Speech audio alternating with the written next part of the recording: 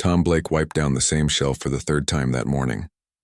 The fluorescent lights of Miller's grocery store hummed above him, casting everything in that familiar yellowish glow he'd grown used to over the past 15 years.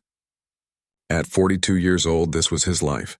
Stocking shelves, checking inventory, occasionally manning the register when things got busy. It wasn't glamorous, but it paid the bills. "Hey Tom, you gonna polish that shelf all day or actually put something on it?" his coworker Jerry called out from the next aisle. There was no real bite to his words. Jerry was a good guy. They'd worked together for almost a decade now. Tom managed a small smile and grabbed a box of cereal, placing it carefully on the shelf. His mind wasn't really on the work today. It hadn't been for the past week, ever since he'd seen that poster taped to the community center bulletin board on his way home. The Central City Symphony Orchestra was holding open auditions. Not for professionals, they already had those. This was different. This was their annual amateur showcase where regular people got a chance to perform with one of the most respected orchestras in the state. The winner would get a featured spot in their opening concert of the season. Tom had stood in front of that poster for a full 10 minutes, reading it over and over. His fingers had actually twitched, the way they did sometimes when he thought about playing. He'd finally taken a photo of it with his phone before walking away, but the image had burned itself into his mind. Now, as he moved through his shift on autopilot, he couldn't stop thinking about it, about the possibility, about the impossibility of it all. During his lunch break, Tom sat in his beat-up Honda in the parking lot, eating a sandwich his mother had packed for him that morning. Even at his age, she still worried about him, still made sure he ate properly. She'd been doing that since his father died 12 years ago, and old habits die hard. He pulled out his phone and looked at the photo of the audition poster again. The deadline was in 3 days. 3 days to decide if he was brave enough or foolish enough to try. "What are you looking at so seriously?" Tom jumped slightly. Jerry had appeared at his window holding his own lunch. "Nothing, just saw this thing," Tom said, showing him the phone. Jerry squinted at the screen, then let out a loud laugh. "The symphony? You thinking about going to a concert or something?" "Maybe auditioning," Tom said quietly. The laughter stopped. Jerry's expression shifted to something between confusion and concern. "Audition you? Come on, man. Those things are for people who went to fancy music schools. People with money and connections. People not like us." "I can play," Tom said, hearing how defensive his voice sounded. "I'm sure you can," Jerry said, his tone gentler now. "I'm just saying you know how these things are. It's probably rigged anyway. They already know who they're going to pick before anyone even walks through the door." Tom nodded slowly and put his phone away. Jerry meant well. He was probably right anyway. That evening, Tom drove his mother to her doctor's appointment. She'd been having trouble with her knees lately, arthritis setting in, another reminder of how time kept moving forward whether you were ready or not. "You're quiet today," she said as they sat in the waiting room. "Just tired," Tom replied. She studied his face with that look only mothers have, the one that sees right through you. "You're thinking about something." "I can tell." Tom hesitated, then told her about the audition. He expected her to react like Jerry had, to tell him to be realistic, to not get his hopes up. Instead, she reached over and squeezed his hand. "Your father would have wanted you to try." Those words hit him harder than he expected. His father had been the one who first got him interested in music. Not that they could afford lessons or a real piano. But his dad had this old keyboard he'd picked up at a yard sale, half the keys sticking, the sound tinny and artificial. Still, he'd show Tom little melodies, making up songs about their day, turning ordinary moments into music. After his dad passed, Tom had kept that keyboard.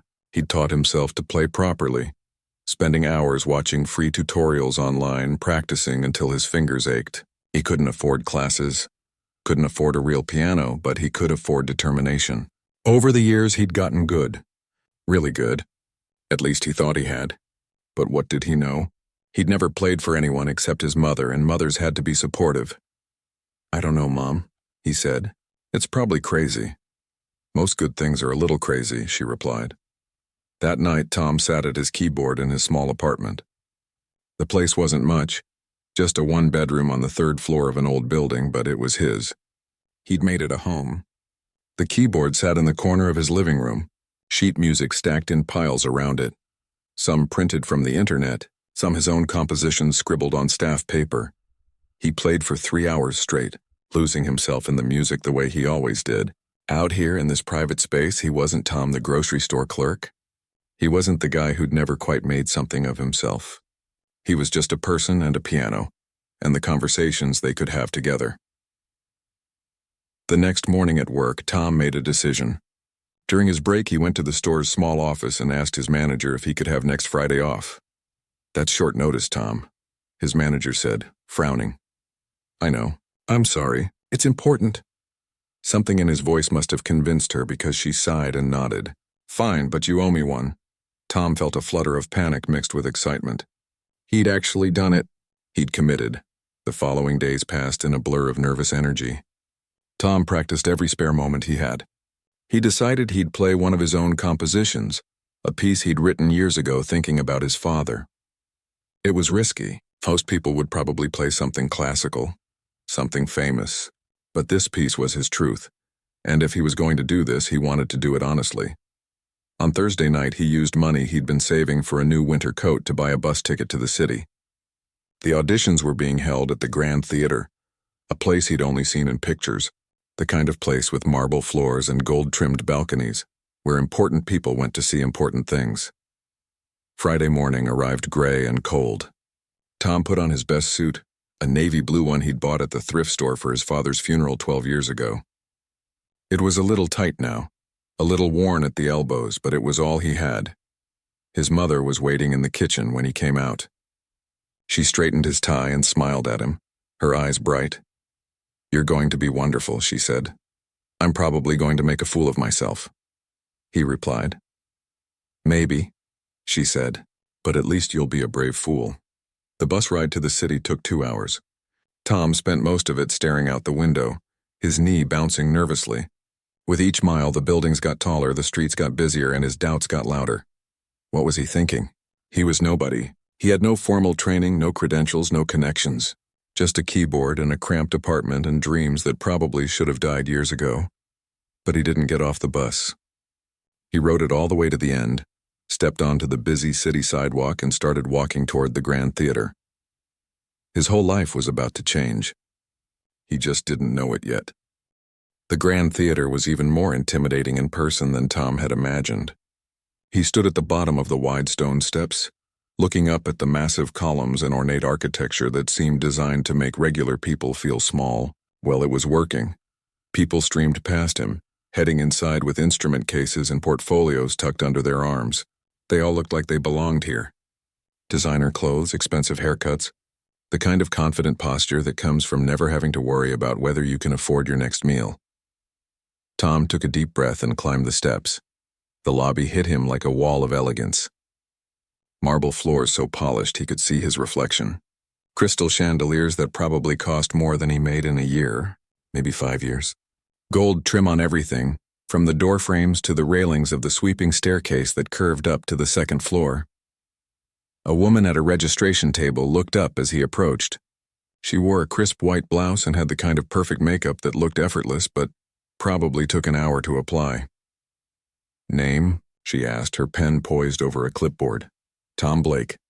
She scanned down the list, found his name, and checked it off. "You're number 17. Take a seat in the waiting area. We'll call you when it's your turn." The waiting area was a large room off to the side of the lobby, filled with plush velvet chairs.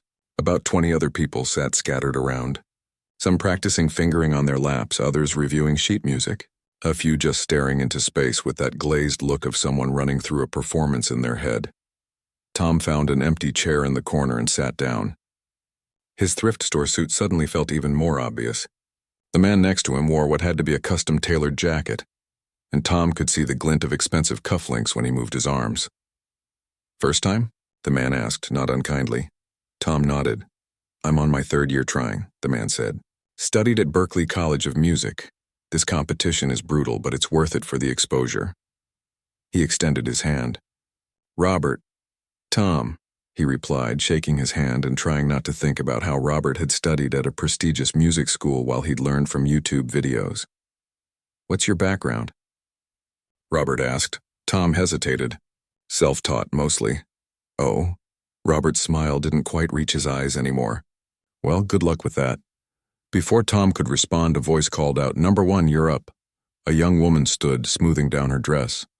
She looked maybe 25, with the kind of poise that comes from years of performance training. She walked through the door to the audition hall like she owned the place. One by one, numbers were called. Tom could hear muffled piano music coming from beyond the door, though he couldn't make out much detail. Some performances lasted the full 10 minutes allowed. Others were cut short, the contestant emerging red-faced and fighting back tears. Number 8, number 10, number 13. Each time someone came back. Tom tried to read their expressions, looking for clues about what awaited him. Most looked shell-shocked, whether from success or failure, he couldn't tell. Robert was called as number 14. He stood, adjusted his cufflinks, and walked confidently through the door. Tom could hear his performance clearly. It was Chopin, something complex and technically impressive. When Robert returned 12 minutes later, he was smiling. "Nailed it," he whispered to Tom as he gathered his things. The director actually nodded at me. "That's huge." Tom's stomach churned. He wasn't just competing against people with formal training. He was competing against people who were genuinely talented, who had spent their whole lives preparing for moments like this. Number 17, Tom Blake. His legs felt shaky as he stood. The walk to the audition hall door seemed to take forever and no time at all. He pushed through, and the room beyond stole what little breath he had left. The hall was smaller than he expected, but no less grand. Red velvet seats rose in curved rows. The stage dominated the space, with a gorgeous grand piano sitting in a pool of spotlight. And between Tom and that piano sat a long table with 3 people behind it. The man in the center had to be director Petrov. Tom had looked him up online, seen his picture. A legend in the classical music world, known for his perfectionism and his brutally high standards. He had silver hair swept back from a stern face, and he wore a black suit that probably cost more than Tom's car. The woman to Petrov's left looked equally formal. Horn-rimmed glasses perched on her nose as she studied a paper in front of her. The younger man on the right was writing something, not even looking up as Tom entered. "Name and piece?" Petrov asked, his accent thick but his English clear. "Tom Blake, I'll be playing an original composition." That got their attention. All 3 judges looked up. The woman's eyebrows rose slightly. The younger man stopped writing. Petrov leaned back in his chair, studying Tom for the first time. Tom could see the exact moment the director's assessment was made. His eyes traveled from Tom's worn shoes to his tight-fitting thrift store suit, to his nervous face. Something changed in Petrov's expression. The corners of his mouth twitched upward. Then he laughed. Not a full laugh, but a short, sharp sound that might as well have been a slap. He glanced at the other judges, and Tom saw the woman press her lips together, trying not to smile. The younger man made a note on his paper, and Tom didn't need to see it to know what it probably said. "An original composition," Petrov repeated, and there was something in his tone that made it clear what he thought of that choice. "How brave." The woman leaned toward Petrov and whispered something. Tom caught the words. This should be quick, before she sat back. Heat rushed to Tom's face. This was a mistake. A huge, humiliating mistake. He should have listened to Jerry. He should have stayed home. He should have accepted that people like him didn't do things like this, but he'd come all this way. He'd used his coat money for the bus ticket. He'd asked for the day off work. His mother had straightened his tie and told him she was proud of him just for trying. And most importantly, somewhere deep inside, past all the fear and doubt, there was a small voice that whispered, "They haven't heard you play yet." "You may begin," Petrov said, waving his hand dismissively. He was already looking back down at his papers, as if Tom's performance was a formality they had to endure before moving on to serious candidates. Tom walked across the stage. Each step echoed in the quiet hall. The piano seemed to grow larger as he approached it, both welcoming and terrifying. He sat down on the bench and adjusted its position slightly. The piano was beautiful, easily the finest instrument he'd ever touched. The keys gleamed under the stage lights. He could see his reflection in the polished black surface, a small man in an ill-fitting suit who didn't belong here. Behind him, he heard the scratch of a pen. One of the judges was already writing, probably their rejection before he'd played a single note. Tom placed his hands on the keys. They were cool and smooth under his fingers. Perfect. He closed his eyes and thought about his father. about learning to play on that cheap keyboard with the sticking keys, about all those nights in his tiny apartment, playing for no one but himself and the walls, about his mother's words, "At least you'll be a brave fool." The hall fell completely silent. Even the pen scratching stopped. Tom took one last breath and then he began to play. The first notes were soft, almost tentative. A simple melody that spoke of small beginnings, of dreams carried in secret. His father used to say that music was just another way of telling the truth. And Tom had poured his truth into this piece over years of late-night composition. The melody began to build, his left hand adding depth, his right hand weaving in complexity. This wasn't just technical skill, though he had that too, earned through thousands of hours of solitary practice. This was something else. This was a story. The music shifted, growing darker, mourning something lost. His father's death. Years of putting aside dreams. The weight of just surviving day after day. But then, like sunrise breaking through clouds, the piece transformed. Hope emerged from sorrow. Strength born from struggle. The simple melody from the beginning returned, but richer now, fuller, supported by everything that had come before. Tom's fingers flew across the keys, muscle memory and emotion guiding them. He wasn't in a grand theater anymore. He wasn't being judged by people who had laughed at him. He was just here with the music, speaking in the only language that had ever truly made sense to him. The final chord hung in the air, resonating through the hall. Then, silence. Complete and total silence. Tom opened his eyes and turned slowly on the bench, expecting to see the judges already gathering their things, ready to dismiss him. Instead, he saw Director Petrov standing. The woman beside him had her hand over her mouth. The younger man was staring at Tom like he'd just witnessed something impossible. And then Petrov started clapping. The applause echoed through the empty hall, and for a moment, Tom thought he might be imagining it. But no, Director Petrov was definitely standing, his hands coming together in steady, deliberate claps. The sound bounced off the walls, filling the space. Then the woman stood too. Then the younger man. All three judges were on their feet, applauding. Tom sat frozen on the piano bench, unable to process what was happening. This wasn't how he'd imagined this going. He'd prepared himself for rejection, for polite dismissal, for that long bus ride home carrying the weight of failure. He hadn't prepared himself for this. The door at the back of the hall burst open. Several staff members peeked in, drawn by the sound. Tom could see faces in the doorway, confused and curious. Apparently standing ovations weren't a normal part of the audition process. Stop, Petrov finally said, waving his hands. The applause died down. He walked around the judges' table and approached the stage. Tom stood quickly, nearly tripping over the piano bench in his haste. Up close, Director Petrov looked older than his photos suggested. There were deep lines around his eyes, and his silver hair had streaks of white. But those eyes were bright now, almost fierce in their intensity. "What is your name again?" Petrov asked. "Tom Blake, sir." "Tom Blake," Petrov repeated, as if testing how it sounded. "Where did you study?" "I didn't, sir. I taught myself. Videos online, books from the library, just practice." Petrov's expression shifted to something Tom couldn't quite read. "You taught yourself." It wasn't a question, but Tom nodded anyway. He waited for the disbelief, the skepticism. Instead, Petrov did something unexpected. He laughed again, but this time it was completely different from before. This laugh was warm, almost delighted. "Unbelievable," Petrov said, shaking his head. He turned to the other judges. "Did you hear that? Self-taught?" He looked back at Tom. "Do you know what that piece was worth? What you just did?" Tom had no idea how to answer that. "That was truth," Petrov said simply. "That was what music is supposed to be. Not just notes played correctly, not just technique, though your technique is very good. That was a human being speaking through an instrument. That was alive." The woman judge approached now, her earlier smirk completely gone. "That was your own composition?" "Yes, ma'am. It was extraordinary," she said quietly. "I've been judging these auditions for 8 years, and I have never heard anything quite like that." Tom felt dizzy.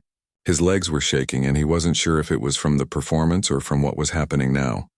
"I owe you an apology," Petrov said, and his voice had gone serious. "When you walked in, I judged you. I looked at your suit, your nervousness, and I made assumptions. I laughed. That was wrong of me, and I am sorry." "It's okay," Tom managed to say. "No, it is not okay. Petrov insisted. I, of all people, should know better. Do you know where I come from, Tom Blake? Tom shook his head. A village in Russia so small it does not appear on most maps. My father was a coal miner. We had nothing. When I told people I wanted to conduct orchestras, they laughed at me too. They said I was foolish, that I should be realistic. He paused, and Tom saw something painful flash across his face. I let those laughs make me bitter. I let them make me into someone who laughs at others. Until today, I did not realize I had become the very thing I once hated. The hall was completely quiet now. Even the staff members in the doorway had gone still. You reminded me, Petrov continued, of why I fell in love with music in the first place. Not because it was prestigious or because it could make me important, because it was the truth. Thank you for that reminder. Tom didn't know what to say. His throat felt tight. The younger judge stepped forward holding a folder. We're not supposed to announce decisions until all auditions are complete, he said, glancing at Petrov. But I think we can make an exception here.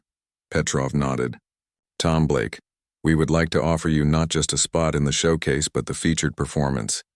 The opening slot. You would perform your composition with full orchestral accompaniment, arranged however you wish. The words didn't seem real. Tom heard them, but they wouldn't connect to any kind of meaning in his brain. What? He finally said. We want you to open our season, the woman said, smiling now. This is exactly the kind of raw talent and authentic voice that this showcase was created to celebrate. But I work at a grocery store, Tom blurted out. I don't have formal training. I don't even own a real piano. I can't. You can, Petrov said firmly. You just did. We all heard it. One of the staff members in the doorway, a young woman with bright pink hair, was holding up her phone. Tom noticed it vaguely, but he was too overwhelmed to think much about it. Can I think about it? Tom asked, then immediately felt stupid. Who asked to think about their dream coming true? But Petrov just nodded. Of course. This is a big decision. We will need your answer by Monday. The performance would be in 6 weeks. 6 weeks. Tom would need to arrange the piece for orchestra. He'd need to practice on an actual grand piano. He'd need to take time off work. So many logistics his mind couldn't even begin to process right now. Thank you, he said, because it was the only thing his brain could manage. Thank you so much. He walked out of the audition hall in a daze. The waiting room had filled up even more, candidates for the later time slots arriving early. They all turned to look at him as he emerged. Robert was still there talking to another contestant, and his jaw literally dropped when he saw Tom's face. What happened in there? Robert asked. We heard applause. We never hear applause. I think it went okay, Tom said, which was possibly the understatement of his life. The bus ride home felt surreal. Tom sat in the back, watching the city give way to suburbs, then to the smaller buildings of his town. He kept replaying the whole thing in his head, convinced he'd misunderstood something, that the offer wasn't real. His phone buzzed. A text from his mother. How did it go? Tom stared at the message. How could he possibly explain what had just happened? Good, he typed back. I'll tell you when I get home. When he walked into their small house that evening, his mother took one look at his face and pulled him into a hug. Tell me everything, she said, so he did. He sat at the kitchen table and told her the whole story, from the intimidating theater to Petrov's laugh to the standing ovation. She cried, actually cried, tears running down her face as she held his hand. Your father, she said, her voice breaking. Oh, your father would have been so proud. That night, Tom lay in bed unable to sleep. His mind kept racing through all the impossibilities that would need to become possible. He'd need to tell his manager at the store. He'd need to find someone to help him arrange the orchestral parts, since he'd only ever written it for piano. He'd need clothes suitable for performing. A haircut, probably. So many things. His phone buzzed again. A Facebook notification. That was weird. Tom barely used Facebook, mostly just had it to stay in touch with a couple of old friends. He opened it and his heart stopped. The notification was about a video. The young woman with pink hair from the theater, he realized. She'd posted the video she'd recorded on her phone. The clip showed the final minute of his performance, and you could hear the emotion in the music even through the phone's tinny speaker. The video ended with Petrov standing and starting to applaud. The caption read, "Just witnessed something incredible at the symphony auditions." This self-taught grocery store clerk made the famously tough director Petrov cry. This is what raw talent looks like. The video had been posted 3 hours ago. It already had 50,000 views. Tom watched the number refresh. 60,000, 70,000. His phone started buzzing with friend requests, with comments, with messages from people he'd never met.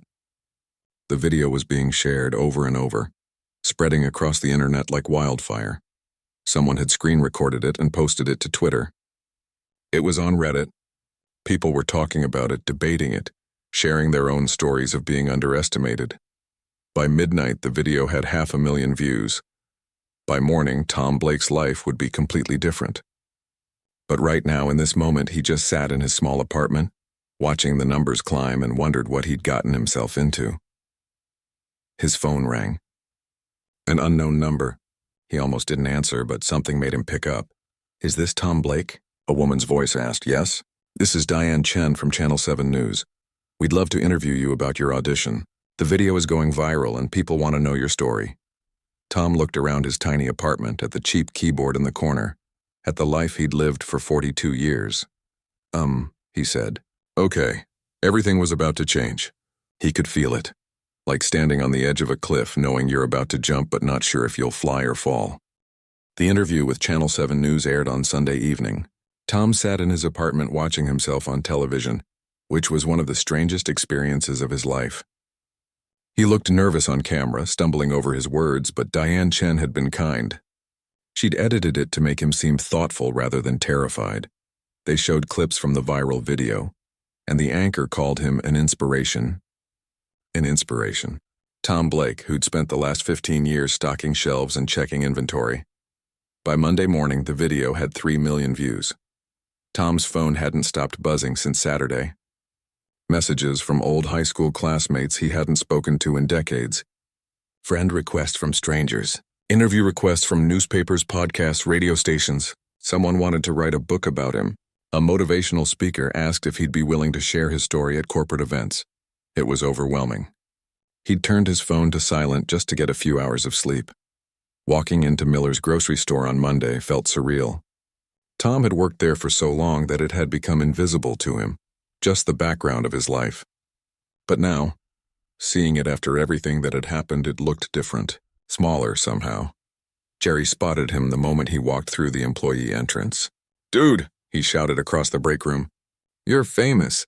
Suddenly, Tom was surrounded by coworkers, people he'd worked beside for years, shared lunch breaks with, complained about difficult customers with. They were all talking at once, showing him their phones with the video pulled up, asking questions, congratulating him. "I can't believe you didn't tell us you could play like that," said Linda from the deli counter. "I can't believe you actually went and did it," Jerry said, and there was something in his voice that might have been regret. "Man, when you told me about the audition, I said people like us don't do those things. I was wrong. I'm sorry." "It's okay," Tom said. "I almost didn't go either." His manager, Patricia, called him into her office before his shift started. She was a no-nonsense woman in her 50s who ran the store with military efficiency. Tom had always respected her, even though she could be tough. "Sit down, Tom," she said. He sat, anxiety creeping up his spine. Was she angry that he'd become a distraction? Was all this attention bad for the store? "I watched the video," Patricia said.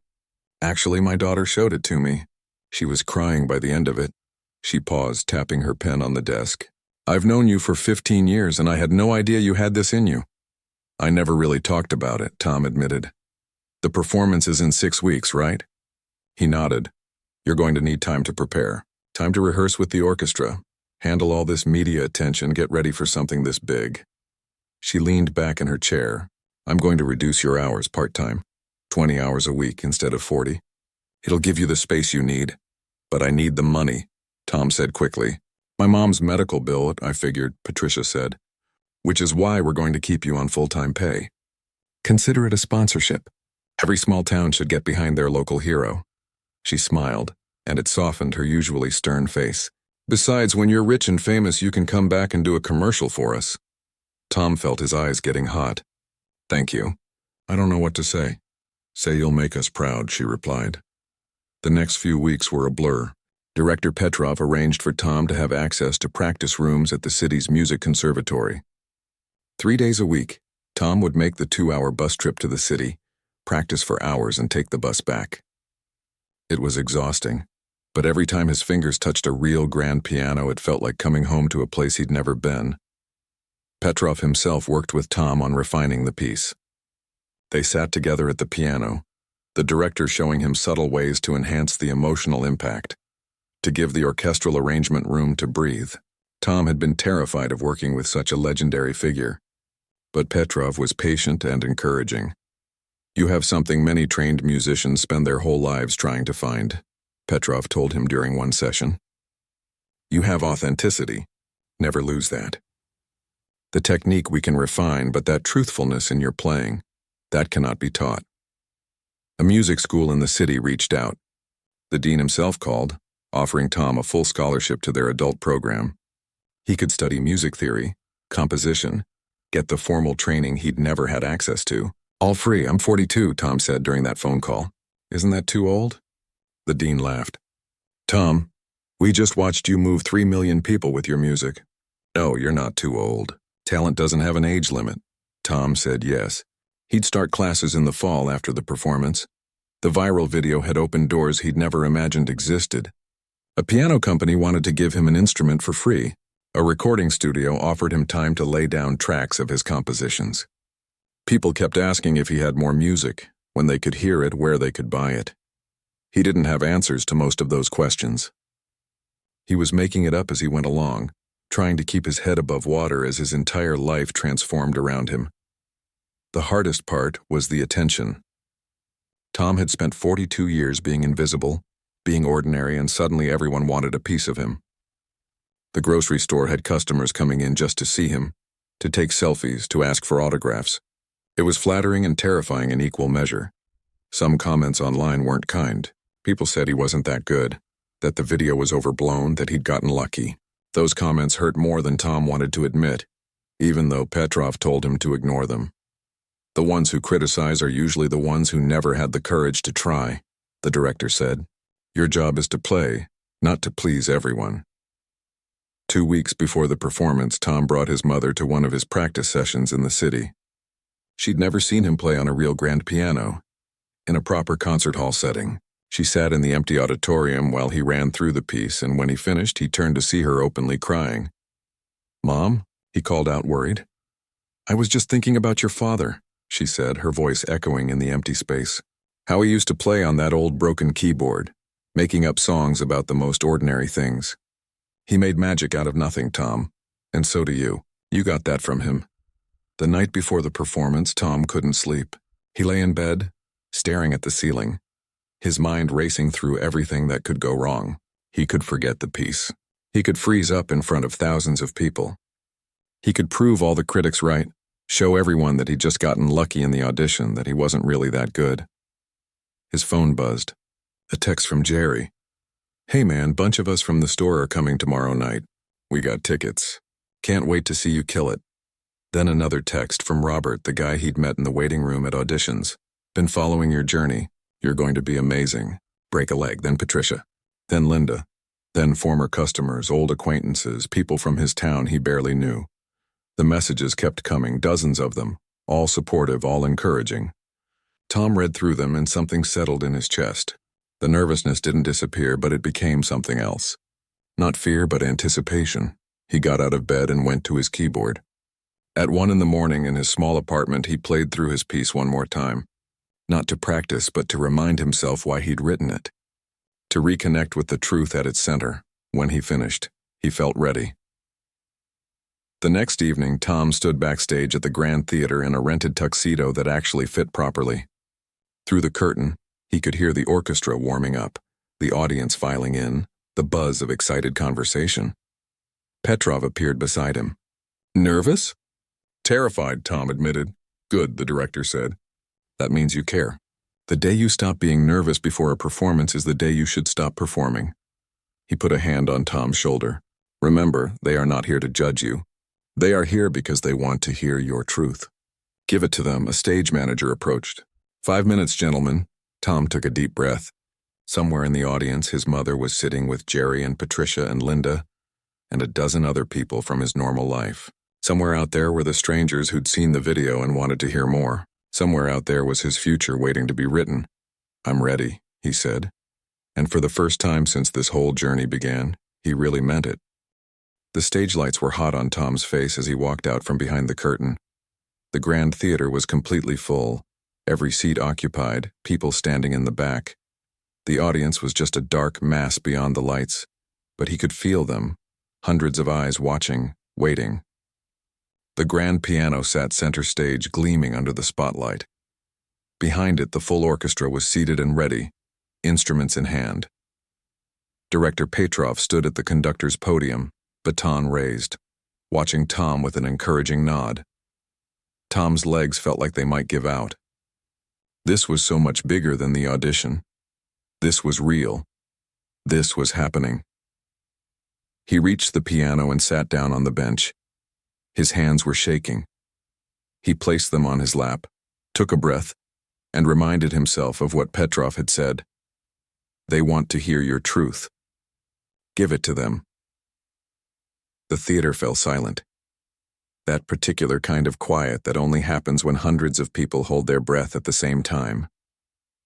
Tom placed his fingers on the keys and looked up at Petrov. The director's eyes were kind. He gave a small count-off, and then his baton swept down. The orchestra came in first, strings creating a soft foundation, and then Tom began to play. The first notes came easier than he expected. Muscle memory took over, and suddenly he wasn't in front of an audience anymore.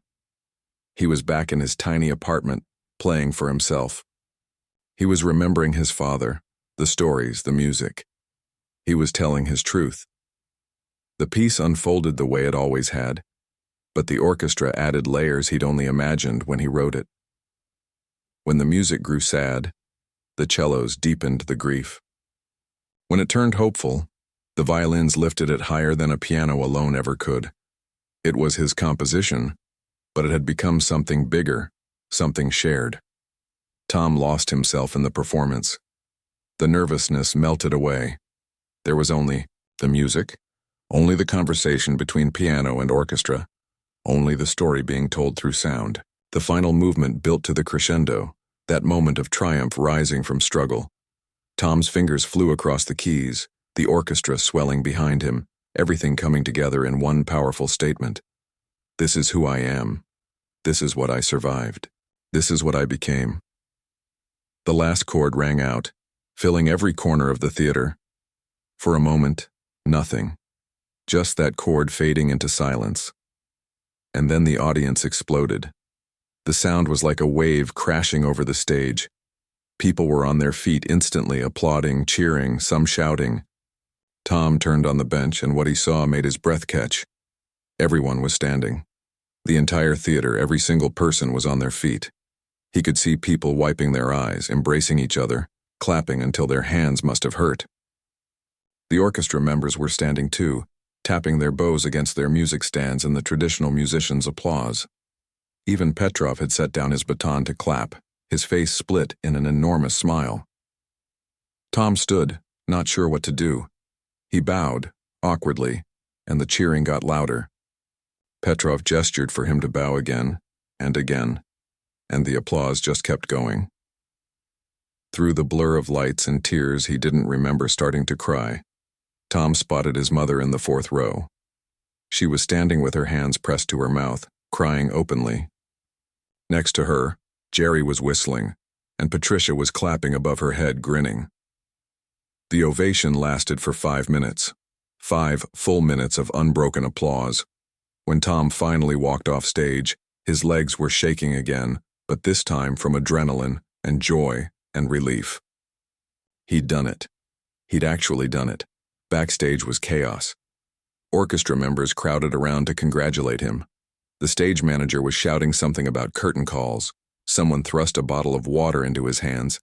Then Petrov was there, pulling Tom into a tight hug. "Brilliant," the director said into his ear. "Absolutely brilliant. Your father would be so proud." The reception afterward was held in the theater's grand lobby. Tom was immediately surrounded by people wanting to talk to him, to shake his hand, to take photos. He tried to be gracious, to thank everyone, but it was overwhelming.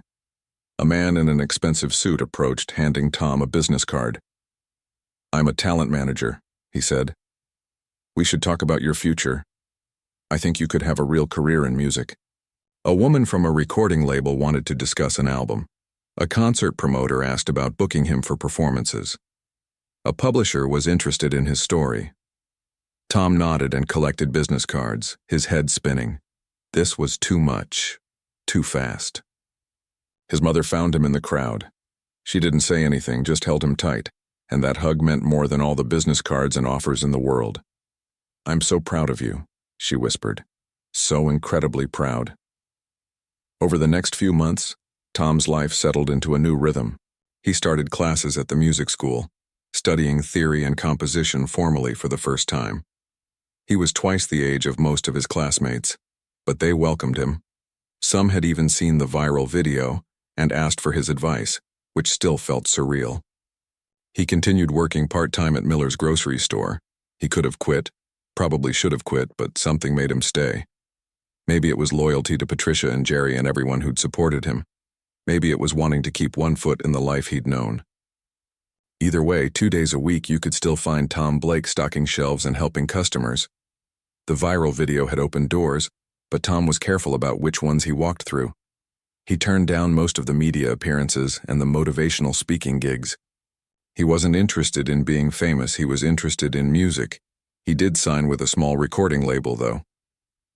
6 months after the performance, his first album came out.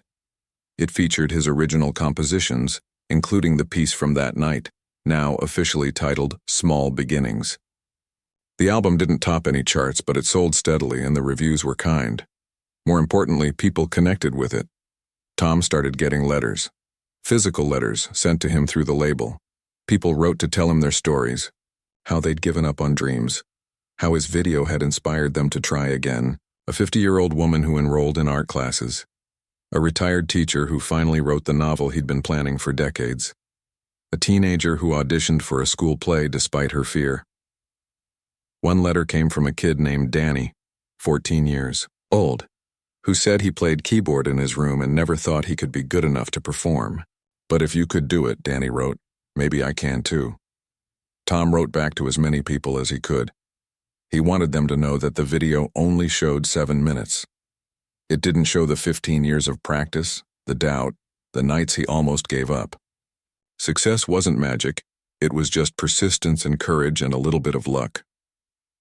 2 years after that first audition, Tom did something he'd been planning for months. He created a foundation, using money from his album sales and a generous donation from Petrov. The foundation provided free music lessons and instruments to people who couldn't afford them. The first student who signed up was Danny, the kid who'd written him the letter. Tom taught the class himself, every Saturday afternoon, in a rented community center space.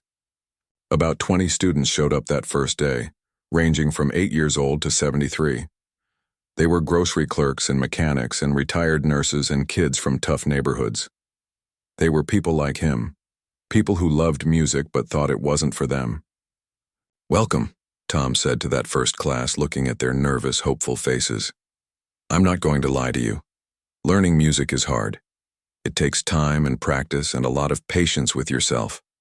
Some days you'll want to quit." He sat down at the keyboard they'd set up at the front of the room. "But here's what I learned," he continued. "It doesn't matter where you start. It doesn't matter if someone laughs when you sit down to play. What matters is that you play anyway. What matters is that you share your truth in whatever way feels right to you." He played a few notes, the opening of Small Beginnings. Music isn't just for people who went to fancy schools or grew up with money. Music is for everyone. It's for you. All of you. And I'm here to help you find your voice. Over the next few months, Tom watched his students grow. Some progressed faster than others. Some would probably never perform publicly, and that was fine. They were playing for themselves, for the joy of it, and that was enough. But a few showed real promise. Danny, especially, had something special. Tom worked with him after class, the way Petrov had worked with Tom, nurturing that raw talent. On the Foundation's one-year anniversary, they held a small recital. The students performed for their families and friends in that same community center. Nothing fancy, no grand theater or orchestra, just people sharing music. Tom watched from the back of the room as Danny played his first composition, a simple piece but honest and heartfelt. The kid's hands shook, and he missed a few notes, but he finished strong. The audience, mostly parents and siblings, applauded warmly. After the recital, Danny found Tom in the crowd. "Thank you," the kid said, "for showing me this was possible." Tom smiled. "You did the hard part. You showed up. You practiced. You played. That was all you." Driving home that night, Tom thought about how strange life was. 3 years ago, he'd been a grocery store clerk with a secret dream. Now he was a recording artist, a music student, a teacher, and yes, still a grocery store clerk 2 days a week. He'd never become world famous. He'd never fill stadiums or win prestigious awards, but that was okay. He'd found something better than